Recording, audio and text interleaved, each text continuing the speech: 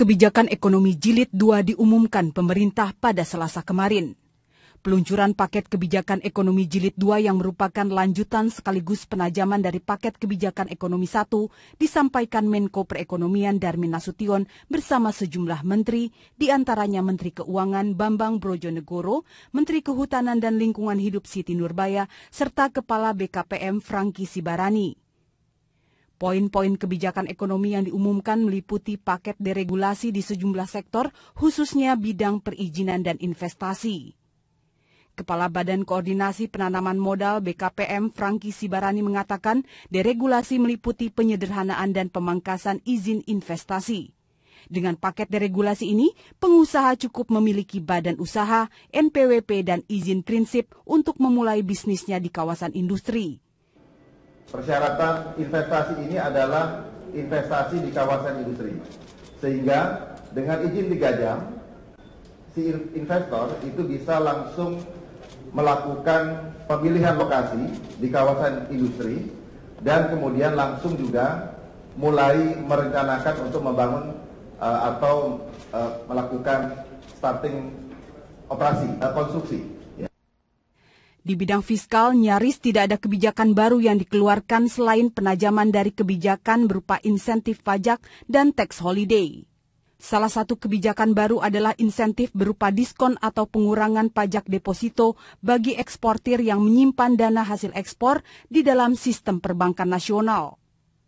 Menteri Keuangan Bambang Brojonegoro mengatakan, selain memberikan stimulus bagi eksportir, insentif pajak deposito diberikan sebagai upaya menarik devisa yang dihasilkan dari kegiatan ekspor.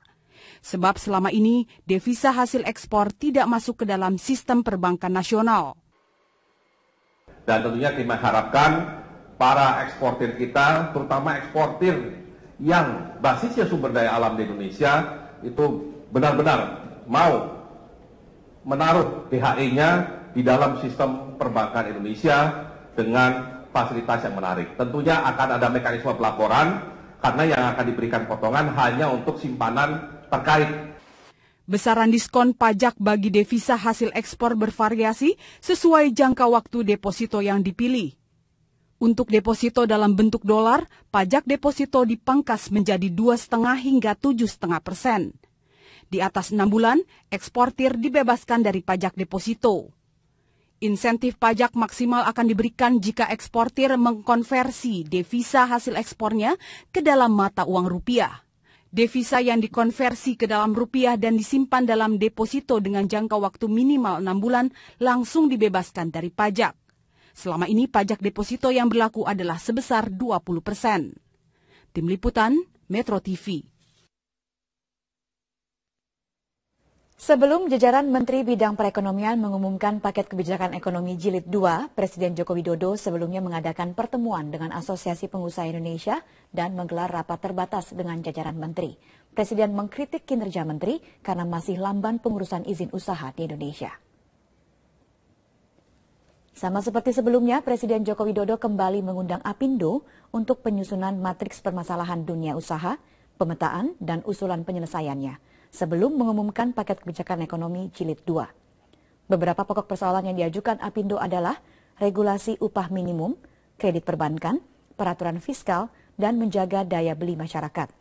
Terlebih lagi, dari paket kebijakan ekonomi Jilid 1 pada pertengahan September lalu, belum terasa dampaknya.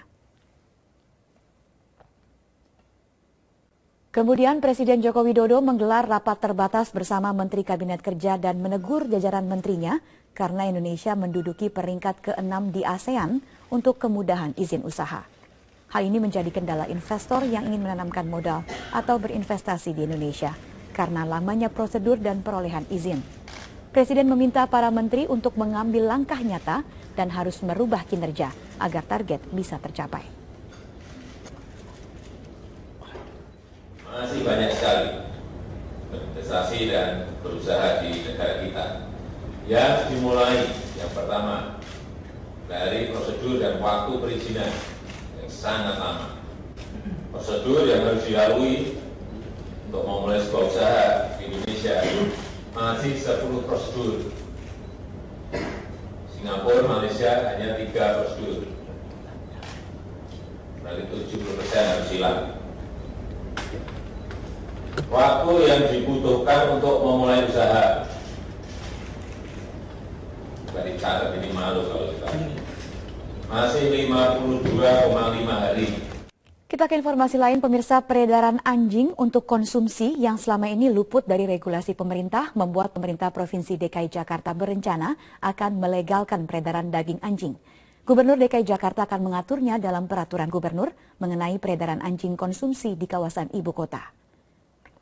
Ahok menambahkan wacana penertiban Pergub Pengawasan Peredaran Daging Anjing bermula dari Pemprov DKI Jakarta yang menemukan tingginya peredaran daging anjing di Jakarta yang dipasok dari daerah, seperti Sukabumi yang memasok 40 ekor anjing setiap hari. Diduga daging anjing yang banyak ditemukan dan dipasok ke Lapo-Lapo di daerah Cililitan, Jakarta Timur. Yang lebih parah, menurut Ahok, anjing yang dipasok dari daerah rata-rata dalam kondisi sakit dan bentol-bentol. Untuk itu, dengan dibuat pergub, maka pihaknya dapat memastikan daging anjing yang beredar di Jakarta berasal dari hewan yang sehat dan tidak menularkan penyakit rabies. Warga DKI yang mengkonsumsi daging itu terancam oleh penyakit rabies. Sapi, penyakit mulut kuku kita sudah atasi. Ternyata konsumsi anjing di Jakarta banyak. Orang juga datangin anjing yang sudah kurapan-kurapan, dibakar hidup-hidup di Cililitan di mana? Dari mana saja Pak? Ya kita nggak tahu, bisa dari Bali, mungkin bisa dari Sukabumi, kita nggak tahu. Makanya saya bilang ini harus dikontrol, jangan sampai orang jadi sakit. Hari ini Satpol PP Provinsi DKI Jakarta akan menertibkan lebih dari 100 bangunan semi permanen di sekitar Kali Krukut, kawasan Petojo Utara, Jakarta Pusat. Langsung kita bergabung di sana dengan Aulia Pane. Aulia, apakah pembongkaran di sana sudah dimulai? Bagaimana prosesnya? Ya Rika, pembongkaran bangunan di kawasan Petojo, Jakarta Pusat ini baru akan dimulai sekitar pukul 8.30 dengan diawali oleh apel yang akan dipimpin oleh Wali Kota Jakarta Pusat dan juga oleh Kepala Satpol PP Provinsi DKI Jakarta. Dan saat ini warga ini sudah mulai membersihkan dan juga membongkar rumah mereka secara sukarela dan juga mereka sudah mulai memindahkan barang-barang mereka karena memang warga ini sudah mengetahui ataupun sudah diberikan sosialisasi bahwa bangunan di sekitar ini akan dibongkar sejak 3 bulan yang lalu. Dan pembongkaran ini dilakukan tepatnya di sisi saluran air Krukut, tepatnya di Jalan Pembangunan 1 dan Pembangunan 2 di RW 1, 2, dan 3 Kelurahan Petojo Utara, Jakarta Pusat.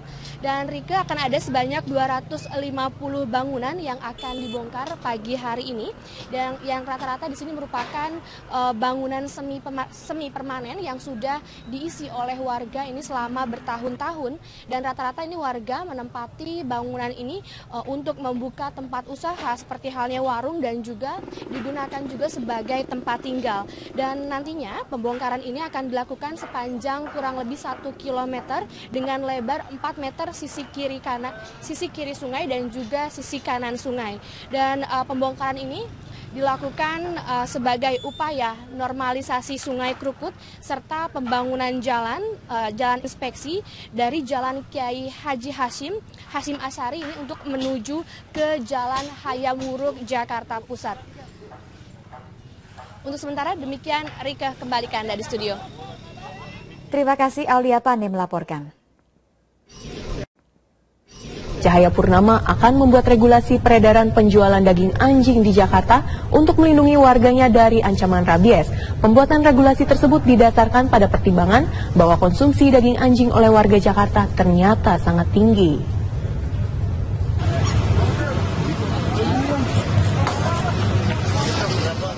Pemprov DKI Jakarta memaparkan fakta mengejutkan. Kota Jakarta menduduki peringkat pertama sebagai kota dengan warga terbanyak mengonsumsi daging anjing. Dalam satu hari setidaknya sekitar 40.000 anjing didatangkan dari berbagai daerah ke Jakarta. 2 kota pemasok anjing terbesar yaitu Pulau Bali dan Kota Sukabumi. Menurut data Dinas Kelautan, Pertanian dan Ketahanan Pangan, 2 daerah tersebut merupakan daerah endemi rabies. Gubernur DKI Jakarta Basuki Cahayapurnama menyatakan terkait dengan fakta mengejutkan tersebut, perlu ada regulasi khusus untuk mengatur peredaran penjualan daging anjing. Hal ini dikarenakan mengonsumsi daging anjing meningkatkan risiko terkena penyakit rabies bagi manusia. Ya intinya gini aja, sederhana aja. Kita tidak ingin warga DKI yang mengkonsumsi daging itu terancam oleh penyakit rabies. Sapi, penyakit mulut kuku kita sudah atasi. Ternyata konsumsi anjing di Jakarta banyak. Orang juga datangin anjing yang sudah kurapan-kurapan, dibakar hidup-hidup, di Cililitan di mana. Ya kita nggak tahu, bisa dari Bali, mungkin bisa dari Sukabumi, kita nggak tahu. Makanya saya bilang ini harus dikontrol, jangan sampai orang jadi sakit karena konsumsi anjing. Anda kan nggak boleh melarang makan anjing juga kan? Nah saya tanya Anda, mana lebih mudah? Saya sih nggak makan anjing, saya bilang. Kalau Anda melarang orang makan daging anjing, itu salah nggak? Pasti salah. Sama aja ada orang nggak mau makan sapi loh. Sama aja orang nggak mau makan babi. Ini susah, Anda mau menebak. Ada yang nggak mau makan burung dara, ada yang nggak mau makan ayam, ya Anda nggak bisa. Ini kan bukan barang yang dilindungin. Cuma bagaimana kita mau lindungin orang yang konsumsi. Jangan sampai orang nggak bertanggung jawab menjual anjing yang sudah rabies baru dimakan orang. Nanti sakit, meninggal kan kasihan. Nanti urusan ada pergub, nanti urusan kelautan. Ahok juga menambahkan selama ini peredaran daging anjing untuk konsumsi luput dari perhatian pemerintah pusat dan daerah. Padahal menurut data Dinas Kelautan, Pertanian dan Ketahanan Pangan, Jakarta dan Solo merupakan kota dengan warga yang terbanyak mengonsumsi daging anjing. Dari Jakarta, Nikmah Solihah, Oscar Gurmilang, TV One mengabarkan. Selanjutnya pemirsa, kabar-kabar dari dunia olahraga akan kami hadirkan bersama rekan Bagus Priambodo. Nampaknya sudah bersiap. Salam sport Tuan Bagus. Salam sport Ani. Ada kabar-kabar apa ini dari dunia olahraga pagi ini? Saya pikir saat ini pemirsa sedang menanti apakah Barcelona bisa bertahan tanpa seorang Leo Messi yang dipastikan akan absen setidaknya 2 bulan ke depan. Ini kabar terbaru yang kita siapkan. Kabar terbaru, oke, saya juga nantikan itu. Sesaat lagi pemirsa, tetaplah dalam Kabar Pagi.